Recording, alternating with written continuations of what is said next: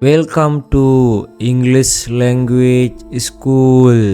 මේ වීඩියෝ එකකින් ඔබට ඉගෙන ගැනීමට හැකියාව ලැබෙන්නේ plural nouns එහෙම නැත්නම් බහුවචන නාමපද සෑදීම පිළිබඳව පවතිනා වූ හතරවන ක්‍රමවේදයයි. මෙම ක්‍රමවේදයේදී ඒකවචන නාමපදයේ අග අකුර ඕ අකුරින් අවසන් වී ඊට පෙර අකුර ව්‍යංජන අකුරක් නම් එම ඒකවචන නාමපදයේ අගට es යන අකුරු දෙක එකතු කර බහුවචන නාමපදය නිර්මාණය කර ගනී. නැවතත් සරලව පැහැදිලි කරොත්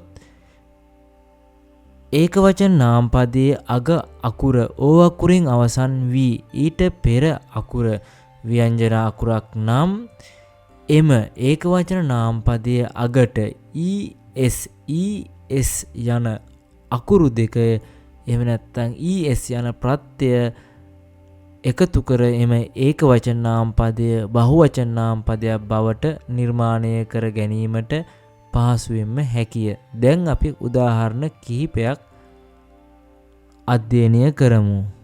පළමු උදාහරණය වශයෙන් mango සිංහල අර්ථය තමයි අඹය යන නාමපදය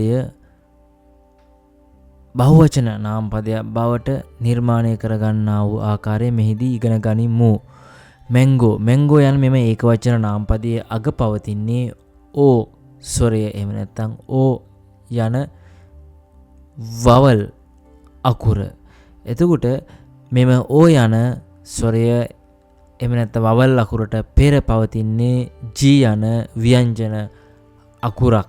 එහෙම නැත්නම් g යන consonant අකුර. එම නිසා මෙම mango යන ඒකවචන නාමපදය බහුවචන බවට නිර්මාණය කිරීමේදී අගට එකතු කරන්නේ es යන අකුරු දෙක. එතකොට mango කියන ඒකවචන පදය es එකතු වුණාට පස්සේ mangoes වෙනවා. ඒ කියන්නේ අඹ යන බහුවචන නාමපදය නිර්මාණය වෙනවා. ඊළඟ උදාහරණය තමයි potato කියලා කියන්නේ අලය එහෙම නැත්නම් අර්ථාපල් එකක් කියන එක තමයි potato කියලා කියන්නේ. එතකොට මේ potato යන නාමපදයේ අග පවතින්නේ ඕ ස්වරය එහෙම නැත්නම් ඕ යන vowel අකුර වේ. එතකොට මෙම ඕ යන ස්වරයට පෙර පවතින්නේ t යන ව්‍යංජනය එහෙම නැත්නම් t යන consonant අකුර වේ. එම නිසා මෙම potato යන ඒකවචන නාමපදය බහුවචන නාමපදයක් බවට නිර්මාණය කිරීමේදී අගට එකතු කරන්නේ es යන අකුරු දෙක හෙවත් es යන ප්‍රත්‍යය වේ. එතකොට potato යන ඒකවචන නාමපදයට එහෙම නැත්නම් potato යන ඒකවචන නාමපදයේ අගට es එකතු කරාට පස්සේ potatoes වශයෙන් බහුවචන නාමපදය නිර්මාණය වනු ලැබේ. potatoes යන බහුවචන නාමපදයේ සිංහල අර්ථය තමයි අල එහෙම නැත්නම් අර්ථාපල් යන අර්ථය වේ. ඊළඟ උදාහරණය tomato වශයෙන් සිංහල අර්ථය හඳුනාගත හැකි වන්නේ තක්කාලිය එහෙම නැත්නම් තක්කාලි ගෙඩිය යන අර්ථය වේ. මේ tomato යන ඒකවචන නාමපදයේ අග පවතින්නේ ඕ අකුර එහෙම නැත්නම් ඕ ස්වරය එහෙම නැත්නම් ඕ vowel අකුර වේ.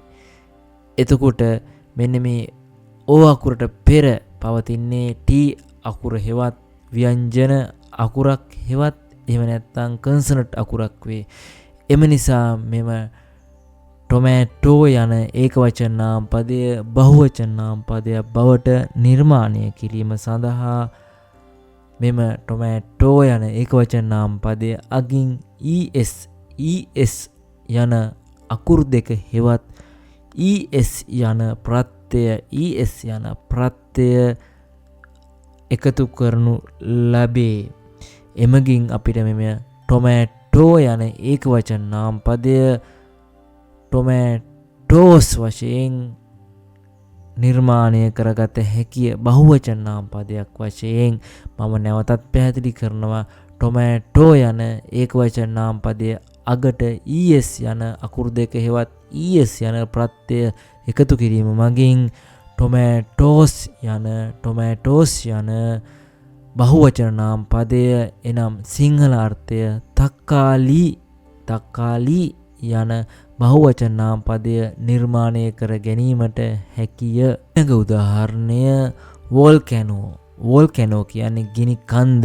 එතකොට මෙන්න මේ වෝල්කැනෝ කියන ඉංග්ලිෂ් ඒකවචන නාම පදයේ අග පවතින්නේ ඕ අකුර එහෙම නැත්නම් ඕ ස්වරය එහෙම නැත්නම් ඕ වවල් අකුරක් වේ.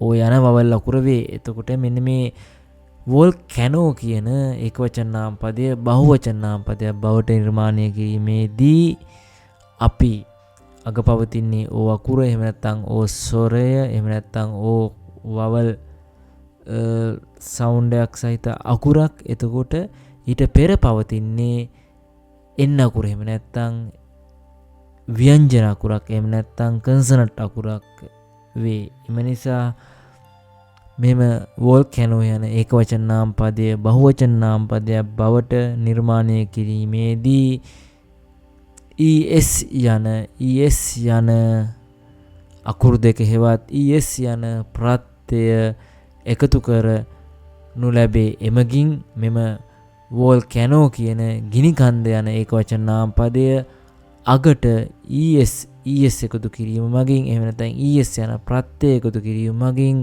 වෝල්කැනෝස් යන ගිනි කඳු යන බහුවචන නාම පදය නිර්මාණය කර ගැනීමට හැකියාවක් ලැබුණු ඇත. නැවතත් අපි ඊළඟ වීඩියෝ එකෙන් මුණ ගැසෙමු. එනම් සියලු දෙනාට සුබ දවසක්. Thanks for watching English Language School. Subscribe now. ඒ වගේම තමයි ඔබට ඔබගේ ඉංග්‍රීසි දැනුම තවදුරටත් වර්ධනය කර ගැනීමට අවශ්‍යතාවයක් හෝ ආශාවක් ඇතනම් අපගේ English Language School YouTube නාලිකාවේ ඇති ප්ලේලිස්ට් වල අනිකුත් වීඩියෝද අනුපිළිවෙලින් නරඹා ඔබෙහි ඒ ඉංග්‍රීසි දැනුමේ අවශ්‍යතාවය සම්පූර්ණ කරගන්න මෙන් අපි ඔබට තවදුරටත් කරුණාවෙන් මතක් කර සිටින්නෙමු.